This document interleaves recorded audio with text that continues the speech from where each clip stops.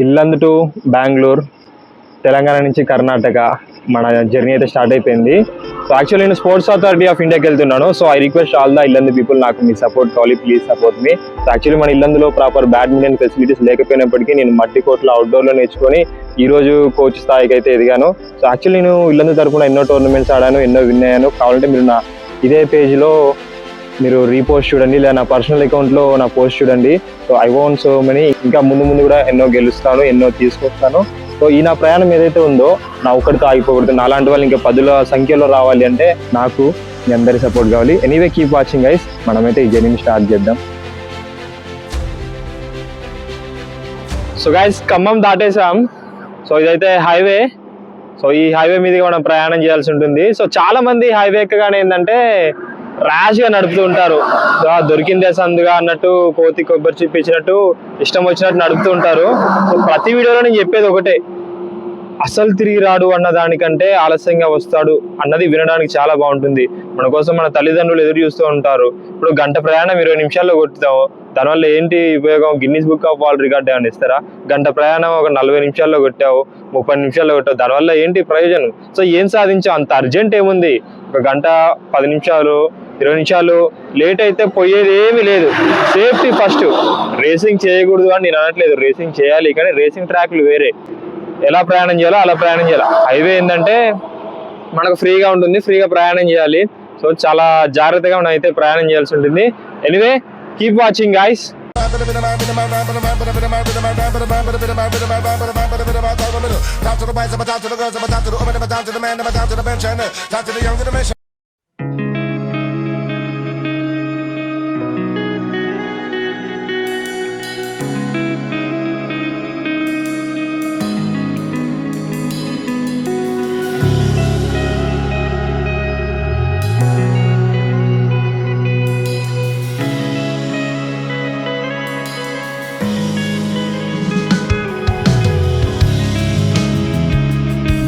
So finally Hyderabad అయితే reach అయ్యాము. So నా లైఫ్లో ది వరస్ట్ రైడ్ ఏది ఉందో అంటే అది నిన్న జరిగింది.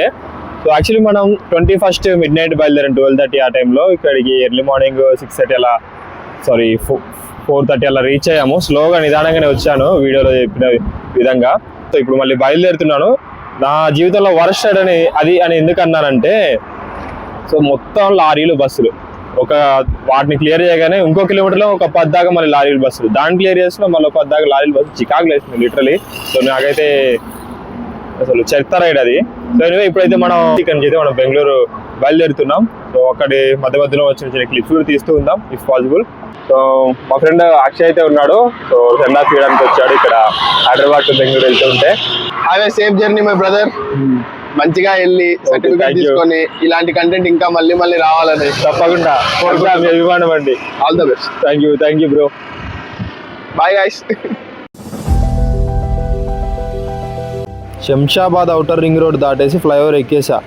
ఇక్కడ కూడా ఈ లారీలు, బస్సులు, వ్యాన్లు నా వల్ల కావట్లేదు. నేను వీడ నేనేడను నేను అన్నట్టుంది. ఈడ మధ్యలో ఒక చోట ఆగాను, ఏమైనా తినేసి రిలాక్స్ అవుదాం కొద్దిసేపు అన్నట్టు.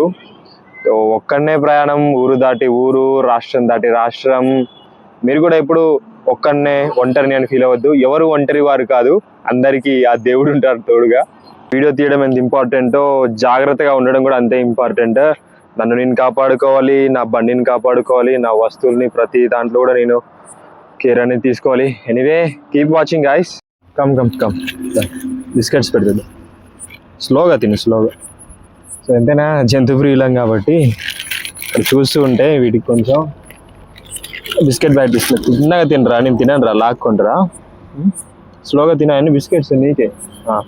వీటికి నోరు ఉండదులే కానీ అన్నీ అర్థమవుతాయి. They are having all kinds of feelings. బాధ, సంతోషం, దుఃఖము, హార్ట్ బ్రేక్స్ అన్నీ ఉంటాయి.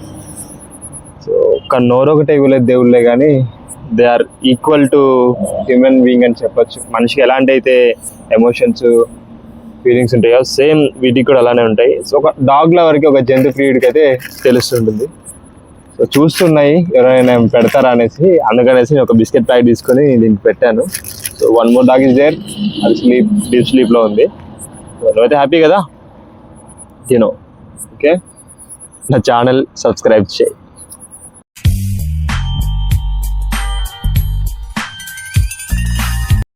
ఆకలి తీర్చుకుందాం అన్నట్టు ప్లేట్ ఇడ్లీ ఆర్డర్ చేసేవయ్యా మన బెంగళూరులో. ఒక్కొక్కటి చపాతీ సైజులు వేసిండు, మళ్ళీ బాగున్నాయంటే నోట్లో రబ్బర్లు వేసుకుని వెళ్ళినట్టే ఉన్నాయి. ఇక ఏదో ఒకట్లే దొరికిందే ప్రసాదం అన్నట్టు ఈ పూట గానిచ్చేసా. Finally we reached our destination, అది కూడా బండి మీద. This is sports authority of India.